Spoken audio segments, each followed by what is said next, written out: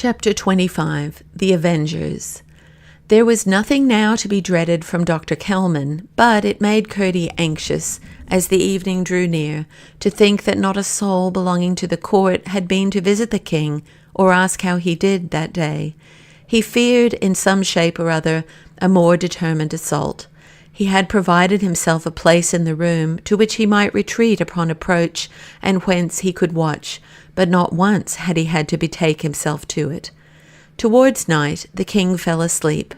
Curdie thought more and more uneasily of the moment when he must again leave them for a little while. Deeper and deeper fell the shadows.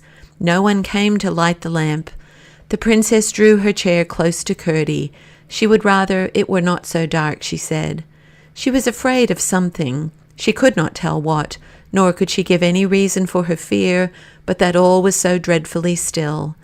When it had been dark about an hour, Curdie thought Lena might be returned, and reflected that the sooner he went, the less danger was there of any assault while he was away. There was more risk of his own presence being discovered, no doubt, but things were now drawing to a crisis, and it must be run. So, telling the princess to lock all the doors of the bedchamber and let no one in, he took his mattock, and with here a run and there a halt under cover, gained the door at the head of the cellar stair in safety. To his surprise he found it locked, and the key was gone. There was no time for deliberation. He felt where the lock was, and dealt it a tremendous blow with his mattock. It needed but a second to dash the door open. Someone laid a hand on his arm. "Who is it?" said Curdie. "I told you they wouldn't believe me, sir," said the housemaid. "I have been here all day." He took her hand and said, "You are a good, brave girl. Now come with me, lest your enemies imprison you again." He took her to the cellar, locked the door, lighted a bit of candle, gave her a little wine, told her to wait there till he came, and went out the back way. Swiftly he swung himself up into the dungeon. Lena had done her part. The place was swarming with creatures, animal forms wilder and more grotesque than ever ramped in nightmare dream. Close by the hole, waiting his coming, her green eyes piercing the gulf below, Lena had but just laid herself down when he appeared. All about the vault and up the slope of the rubbish heap lay and stood and squatted the 49 whose friendship Lena had conquered in the wood. They all came crowding about Curdie. He must get them into the cellar as quickly as ever he could, but when he looked at the size of some of them, he feared it would be a long business to enlarge the hole sufficiently to let them through. At it he rushed, hitting vigorously at its edge with his mattock. At the very first blow came a splash from the water beneath, but ere he could heave a third, a creature like a tapir, only that the grasping point of its proboscis was hard as the steel of Curdie's hammer, pushed him gently aside, making room for another creature with a head like a great club, which it began banging upon the floor with terrible force and noise. After about a minute of this battery, the tapir came up again, shoved Clubhead aside, and putting its own head into the hole, began gnawing at the sides of it with the finger of its nose in such a fashion that the fragments fell in a continuous gravelly shower into the water. In a few minutes the opening was large enough for the biggest creature amongst them to get through it. Next came the difficulty of letting them down. Some were quite light, but the half of them were too heavy for the rope, not to say for his arms. The creatures themselves seemed to be puzzling where or how they were to go. One after another of them came up, looked down through the hole, and drew back. Curdie thought if he let Lena down, perhaps that would suggest something. Possibly they did not see the opening on the other side. He did so, and Lena stood lighting up the entrance of the passage with her gleaming eyes. One by one the creatures looked down again, and one by one they drew back, each standing aside to glance at the next as if to say, "Now you have a look." At last it came to the turn of the serpent with the long body, the 4 short legs behind, and the little wings before. No sooner had he poked his head through than he poked it farther through, and farther yet, until there was little more than his legs left in the dungeon. By that time he had got his head and neck well into the passage beside Lena.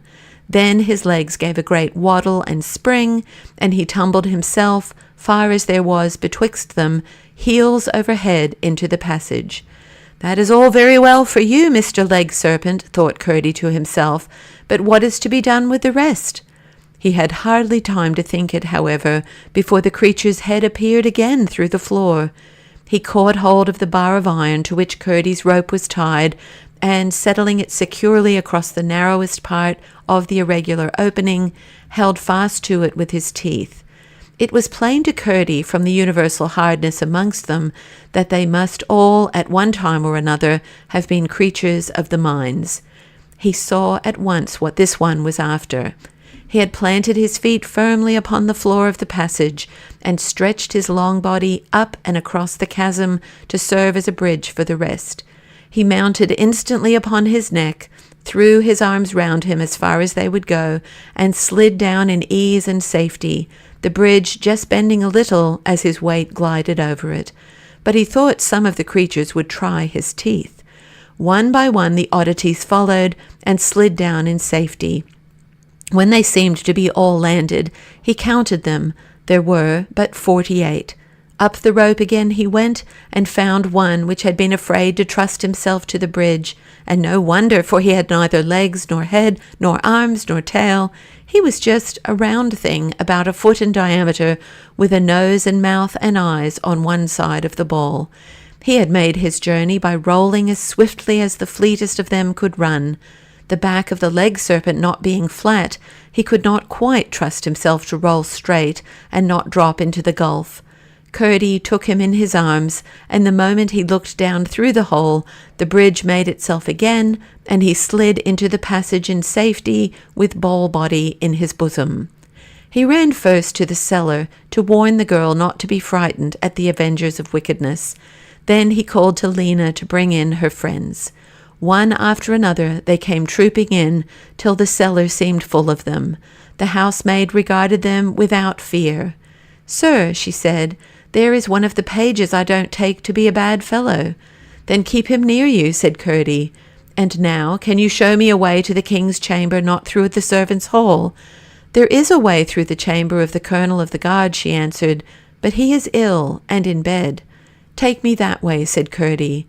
By many ups and downs and windings and turnings, she brought him to a dimly lighted room, where lay an elderly man asleep. His arm was outside the coverlet, and Curdie gave his hand a hurried grasp as he went by. His heart beat for joy, for he had found a good, honest, human hand. "I suppose that is why he is ill," he said to himself. It was now close upon supper time, and when the girl stopped at the door of the king's chamber, he told her to go and give the servants one warning more. "Say the messenger sent you," he said. "I will be with you very soon." The king was still asleep. Curdie talked to the princess for a few minutes, told her not to be frightened whatever noises she heard, only to keep her door locked till he came, and left her.